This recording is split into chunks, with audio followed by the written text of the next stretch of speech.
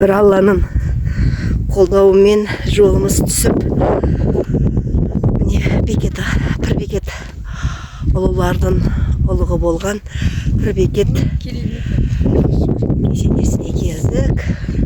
Мынадай керемет жерді кім көрген?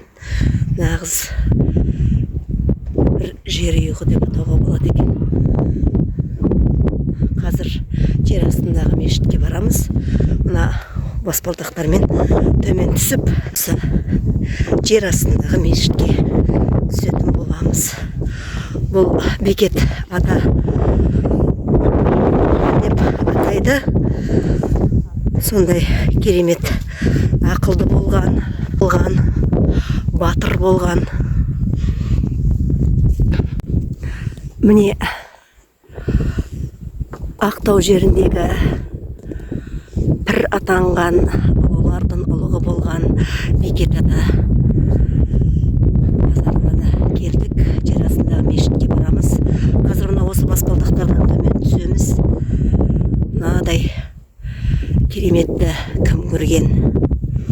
Әлсізге медет, күштіге айбар, зарыққанға жебеу, тарыққанға демеу, асқанға тосқан, сасқанға сая, ұстазға, ұрпаққа ұстаз,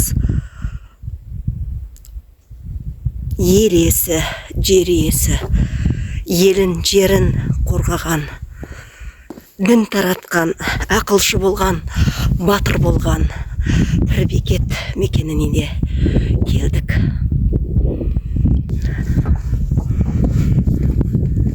Я Аллам, 362 әулие жатқан жер иесі, жер киесі Маңғыстау елі.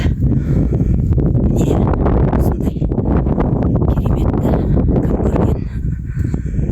Міне қазір осы баспалдақ бойымен төмен қарай барамыз.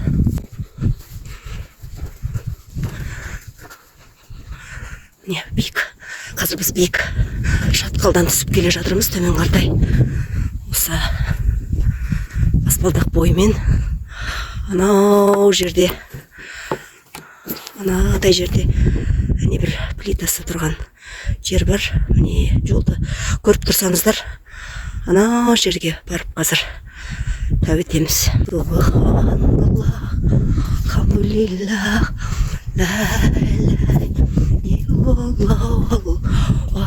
Я осы Маңғыстауға келген ниетіміз, сапарымыз оңынан болып, зияратымызды Алла тағалам қабыл ете көр. Міне қараңыздар, қандай ғажап дүние, табиғат мүсінші дейді. Теңіз деңгейінен міне төмен жатқан биік осындай шатқал. Мынаны қараңыздар. О, ане жерде тау ешкісі кетіп бара жатыр. Ане тау ешкісі кетіп барады.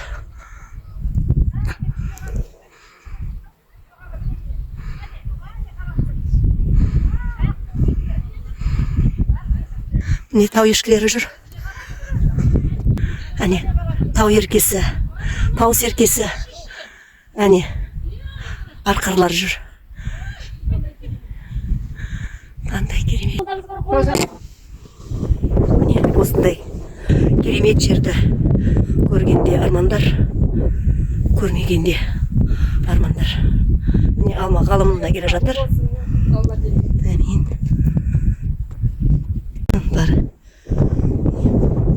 Минералдар. Міне Айжан ханым. Біздің баратын жеріміз. Біздің баратын мешіт анау жерде. 3,5 шақырымда. Былай қараған кезде қандай деп қарашы.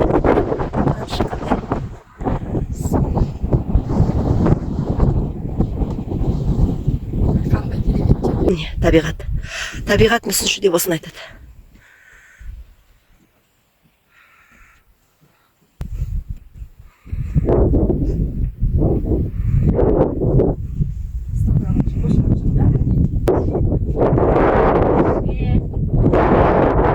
мұның бәрі осыдан бәлен ғасыр бұрын жер асты су болған, теңіз болған. Сол теңіздерден шайылып, тартылып, міне осындай үлкен бір ойпатты, жыралы, үлкен бір кеңістікке айналған. Айқайламаңыз. Ой, козульки. Тау ешкісі ғой. Ой. Қалай секіреді? Ой. Қалай секіреді? Мына табиғатқа қандай көріп беріп тұр,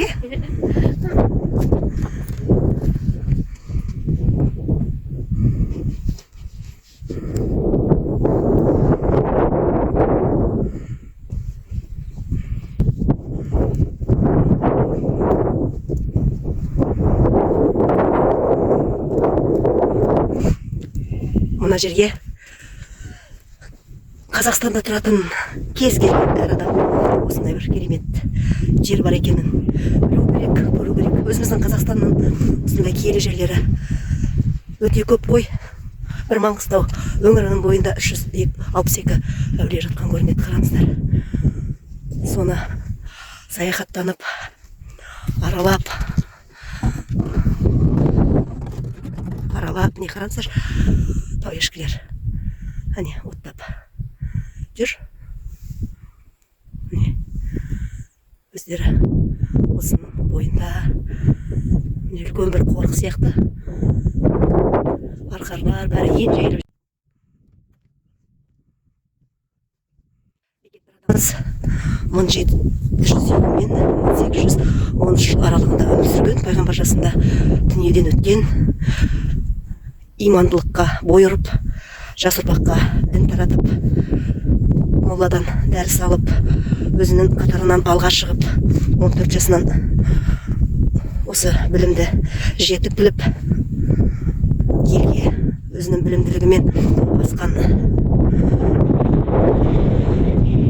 алғырлығымен, өзінің зейінінің мықтылығымен үлкен осы ел сұлтаны, ел пір атанған әулие адам. Төмен түсіп келе жатырмыз. Әне. Анадай жерде міне көріп тұрсыздар ма міне? Ана төбенім міне биігінде жақын ғана. Қазір сол жерге келе жатырмыз.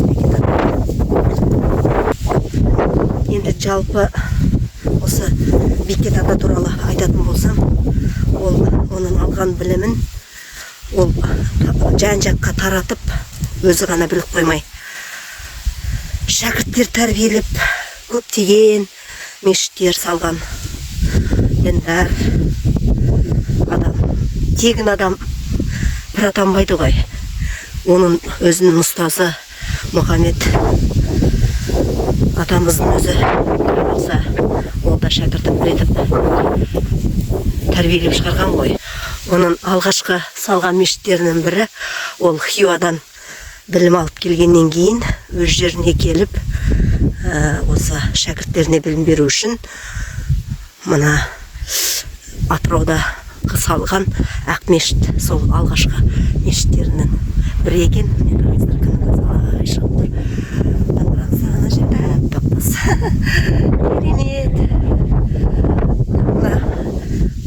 Төмен түскен сайын келе жатырым, тоймай келе жатырым табиғат. Бұл ақ мешіт жерінде осы Бекет атаның туыстары жерленген. Бұл жерде Бекет атаның атасы Жаналы жатыр екен, оның әке шешесі жатыр. Әкесі Мырзағұлмен және шешесі сол жерде жатыр. Оның атасы жатыр деген жерленген сол ақ мешітте. Қараңыздар, төмен қартай, арман қартайда жүре беруге болады екен. Ал енді міне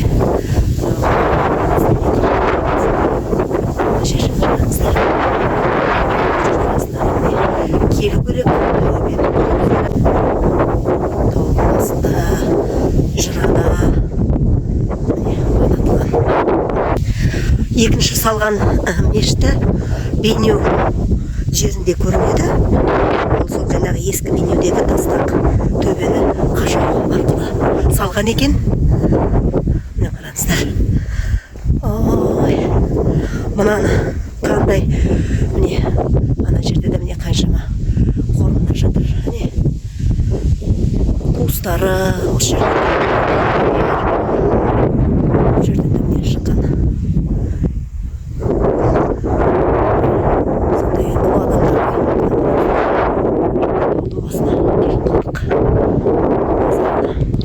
үшінші мешітті үстірттегі оғланда екен. Және де төртінші мешітті Бозашы түбіндегі мешіт. Бекет ата. Жерде сол Бекет атаның шәкірттері оқыған, сопылық еткен, білім алған. Міне біздің апаларымыз да жақындап қалды. Мен жол бойы асықпай келе жатырмын, апалар. Асықпай келе жатырмын. Қазақстан Республикасы Орланды жеріндегі Бекет атты жер асты мешіті. Бұл мешіт 18-ші ғасырда мемлекеттің қорғауындағы тарихи ескерткіш. Өте көнеден келе жатқан, міне теңіз деңгейінен төмен орналасқан. Біз анау міне күннің көзі шығып тұрған биіктіктен 3,5 шақырым жерден төмен қарай түстік. Енді міне қайтадан көтеріліп бара жатырмын. Міне мына жерде міне итке қорғап жатыр ата-ананың бабамыздың зиратын. Не өзі аз ғана пайғамбар жасындағы адам көрсе де елге өзінің қаншама жаратады. Қараңыздар, ескерткіші, көнеден келе жатқан, көненің көзі, міне тарихтың нақты өзі. Міне мына жерге құрметті оқырмандар, құрметті көрермендер, мына жерді келіңіздер, көріңіздер.